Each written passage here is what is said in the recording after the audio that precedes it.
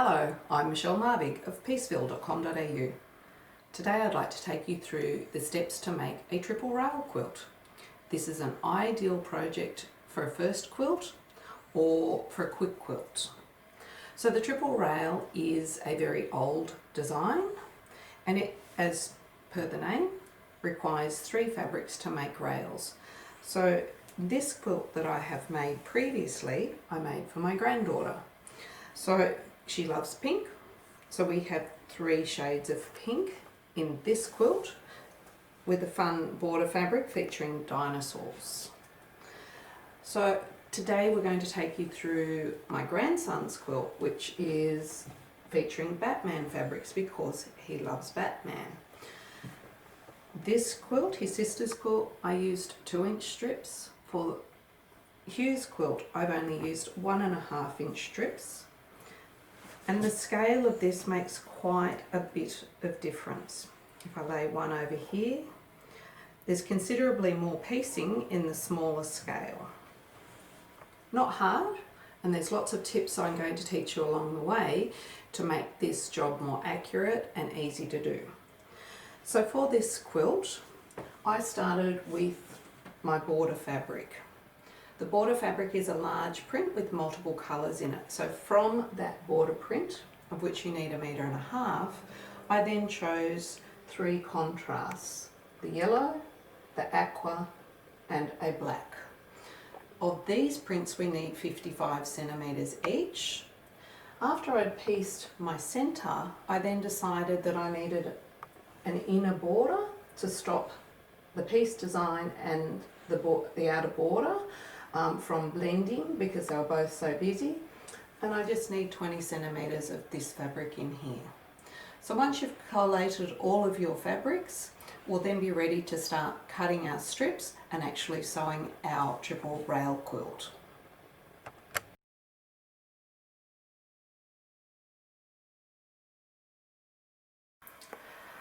So for my grandson's triple rail quilt, I chose all my colours around the Batman fabric because the little boy just loves Batman. This is a very big print. I wanted to see as much as I could in my borders, so I opted on an 8.5-inch strip. However, from each 8.5, as you come across the fabric, you're going to get a different part of the design, and it is fairly obvious in this print when you don't cut into the same part of the print. So let me teach you how to easily find the repeat in your fabric so your borders can look the same as mine. The first cut that I've made from my Batman fabric is the 8.5 as I've discussed, but see the position of this bat symbol.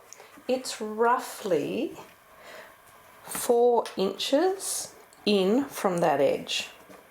If I make the next consecutive cut, just from my last cut, I have 2 bat symbols, not 1. So it's not in the same part of the print.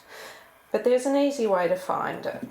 As I said before, we had the 4-inch in the bat symbol. So if I take that same mark and bring that down to find that next bat symbol, I've lined up a line on my fold and I'm roughly through where I think in the bat symbol. I'm going to take this strip that I've already cut and place that down on top of my ruler until I've lined up all the print. So I need to just scoot that back a little bit, straighten that up, and now I can take away this first piece that I've already cut and I can cut to the right hand side. I can take that one away and then I will gently flip over so that I'm cutting away from myself for safety reasons, and I will cut away the excess so that what I now have are 2 strips exactly the same. So it will be more, the print will sit around the quilt in a more even way now because it is such a big print. And what can we do with these pieces from in between? We can use those to bind our quilt, so it's still not a waste.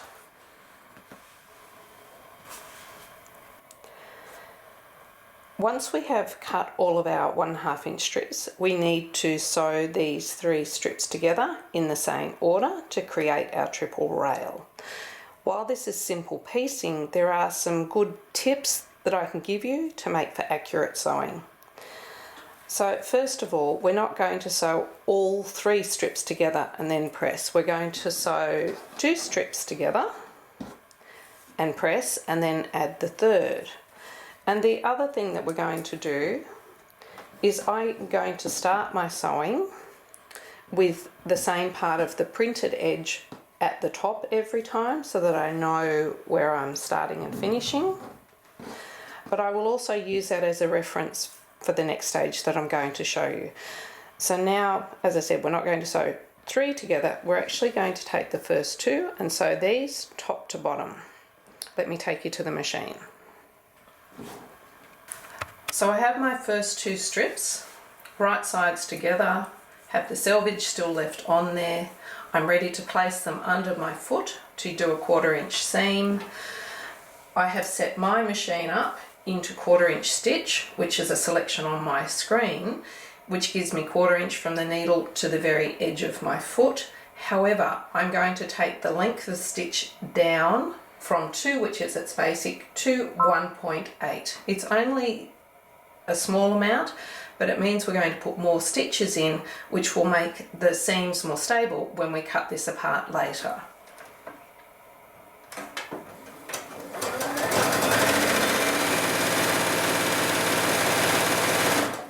The first 2 strips I've sewn together from top to bottom with our shortened length, and I'm now ready to press. But you'll find that that seam is slightly raised. That's normal. So what you want to do first is you actually want to iron the whole length of the strip, and this will help to push back the stitching into the fabric and make it easier to press back the fabric in the direction that we want it to go. In this quilt, I have the black on the top because I want to press towards the black. So I've pressed along the entire length. I'm now going to open that up, and you can see that that seam allowance is staying there where we've already pressed. I'm going to take the side of the iron and I am pressing from the front so that I am not pressing a pleat into that length.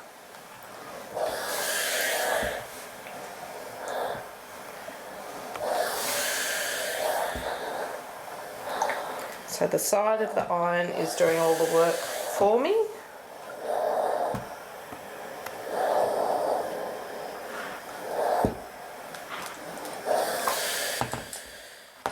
Now what I want to show is that there is no pleat, there's no overhang of the top fabric over the bottom, because that will adjust the size.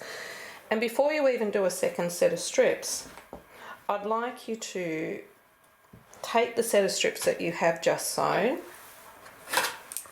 take a ruler and measure, whoops, we have a slight technical issue there. The heat of our wool mat is fogging up my ruler, but that's okay. So I've placed the 1 1/4 inch along the seam that I've just sewn, and we should have the width of the 2 sewn strips should be 2.5 inches. So before you even sew the 3rd one on, you want to make sure that you've got your eye in your 2 strips sewn together. Measure 2.5 inches at this stage. Now we're ready to add our 3rd strip.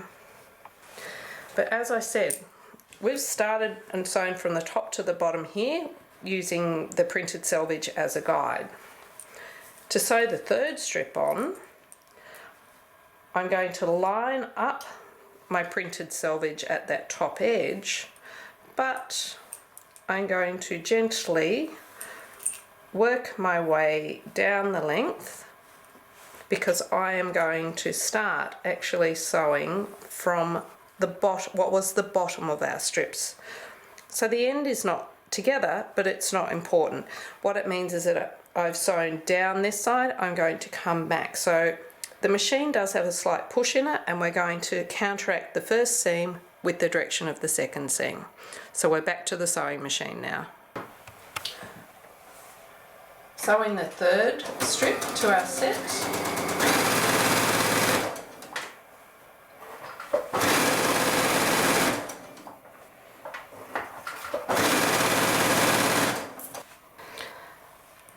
We now have our 3 strips sewn together, and we need to press again. For my particular quilt, I've opted to press in one direction within my set, so I'm going to press back now towards the aqua. However, there is no piecing in the next bit that this needs to oppose, so you could decide if you wanted to press them both out instead, which would drop down because that would then sit lower, or you can press them both in, which would raise up the middle as well. Just be consistent, because it will make it easier for you to find the ditch if you wish to ditch stitch. So again, the first step is to press the whole length, and then take the side of the iron and gently press in the direction that you want it to go.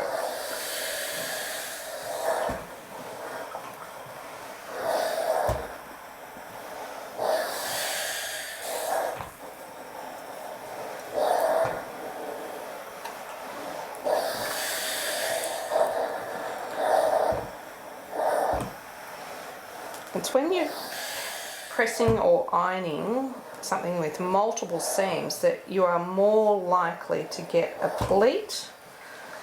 So that's why I suggest pressing each seam as an individual. That bit's just rolled again. Because particularly at this scale, a pleat, there we go, I just got one there, but it is now gone. So we have our 3 strips sewn together.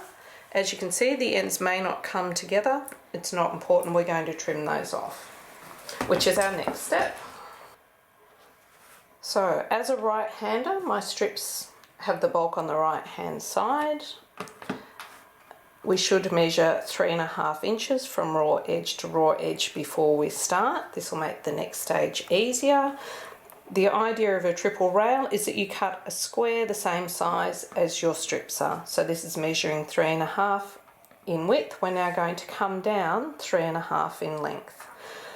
The big thing is though that we want to cut at 90 degree to the seam. So I am not actually measuring off my raw edges.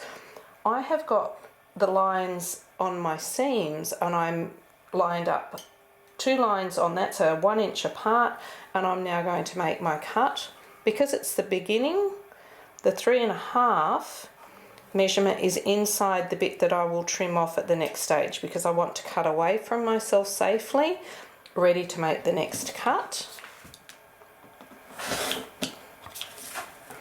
So this first one will gently be turned around, and now I can trim off. So the 3.5 is on the last cut edge.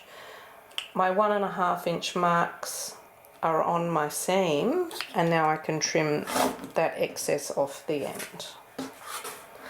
And using that same technique, you continue down the length. However, fabric is fabric and it does move, and when we iron, what you may find is that you may need to do a little bit of trimming. When you line up your center seams, it may not line up square on the end, which of course at the moment they're all doing. Aha, here's one I can trim. So I've got a little bit more excess at the top in the yellow than I have in the black when I've lined up with that seam. So we'll do the same step as we did at the beginning, and we'll cut on the right, flip it over, and now trim it to 3.5. Now I didn't take much off that one, but it means that every one of these cut edges that we are making is a 90° to the seam and not an angle or an 85 or something odd. Okay, and that can be, we've got several things in play here. It could have been the seam that was out, it could have been the pressing that was out, or it may have even been the cut, but we have the opportunity at this stage to straighten everything back up again. So you continue down the length of every one of the 13 strip sets to cross cut our triple rail sections, and then we're going to start to actually piece together our rows. But the easiest way to do that is to actually make a whole series of 2 sections together at the same time, because we can make multiples of those and then press them before we sew them into rows. So if we do this one first, I can now go back to the machine and I can now string piece these pairs together.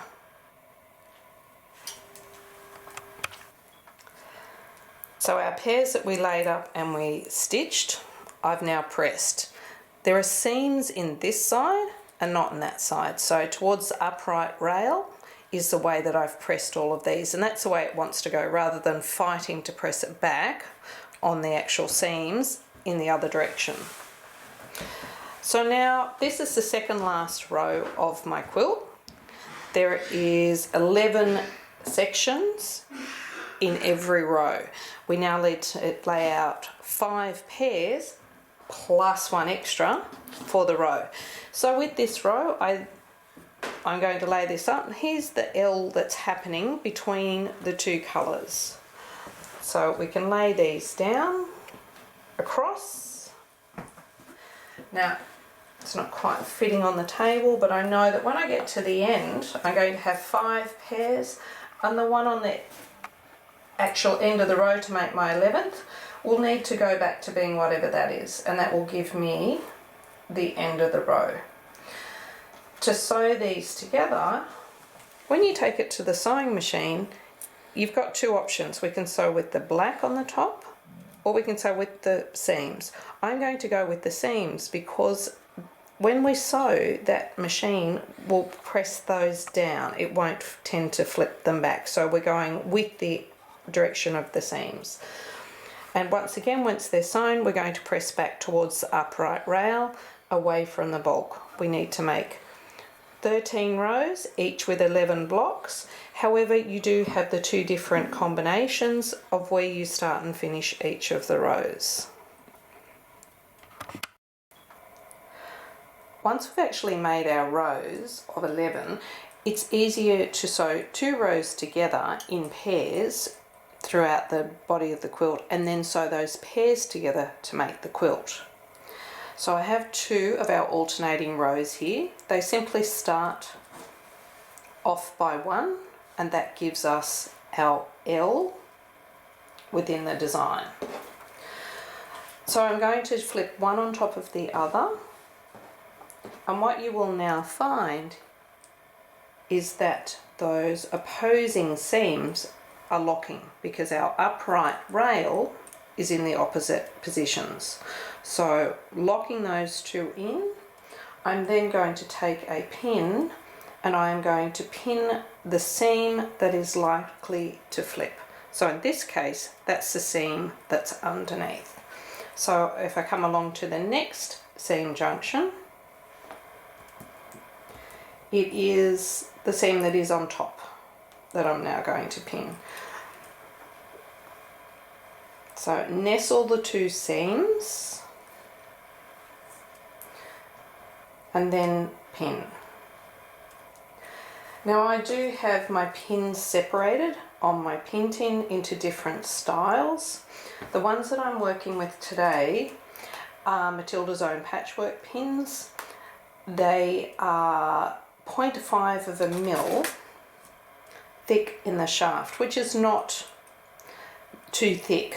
I want to sew over these pins. I know the machine mechanics say we shouldn't, but I do because I want to keep those seams locked. So I don't want a really thick pin, I want a nice fine pin that is going to pierce my fabric easily but not be too thick to sew over. For instance, whoop, that one. Let's bring this one out. These are actually my extra fine and they're thinner again. So I use those for different purposes. But for today, these are a great patchwork pin choice. They have a glass head, so we're not going to melt them should we happen to hit them with the iron accidentally. So now back to the machine. We can sew our pairs together.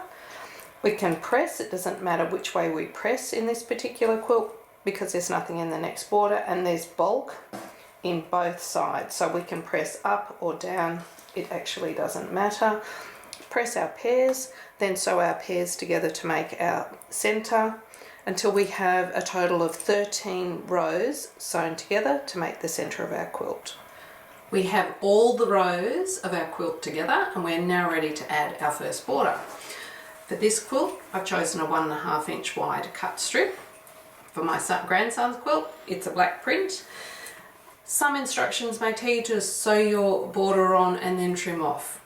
That is not the way that I like to add a border, and here is why.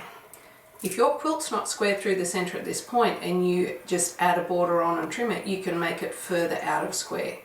So the thing that you need now is a tape measure. Take your tape measure and measure in 3 places, not 1. So measuring across the quilt, I've got 33 7/8.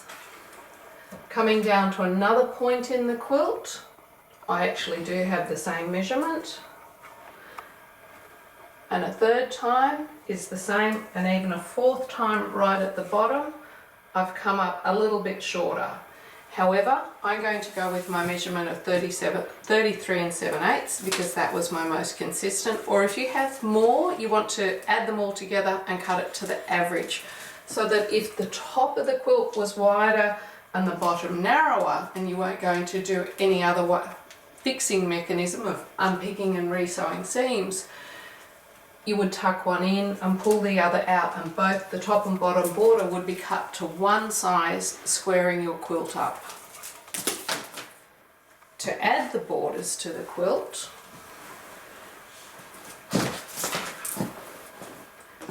again, I don't just take it to the sewing machine. I'm going to fold the border in half, take my trusty pin, and then find the halfway mark on my quilt,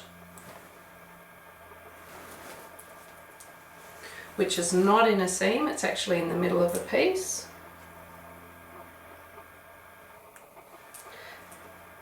So I now have both centres marked on the quilt and on the border.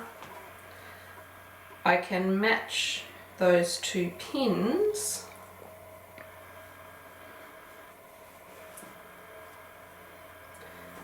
drop one.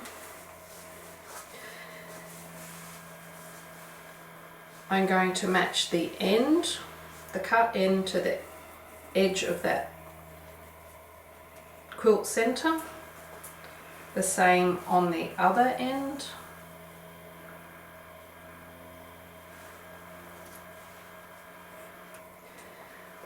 And then if there was any fullness, you would make it fit between the pins. This is fitting beautifully because it's the right size anyway. However, I could have pinned from the border. I've chosen to pin from the piece centre. The reason being is that I'm going to be in control of where these seams are as I sew across them. So I'm going to pin those that may flip as I come back across. Even if you don't pin all of them, at least you have them visible to you so that you're in control of the direction of that seam when you sew over it. So it's a lot easier. You repeat that same method on the bottom border. You can then press the seam of this join towards the black border. You're then ready to re-measure the new length of the quilt to cut the side borders and add the same borders in the same way. That's a narrow border. The same technique is used for the outer border as well, except that you will have to join for the long sides now before you can measure. And the other thing is that I actually join in the same order. So I'm joining top and bottom and then sides for my narrow border. I join top and bottom, then sides for my outer border as well. In this quilt, everything is pressed away from the center towards the edge of the quilt.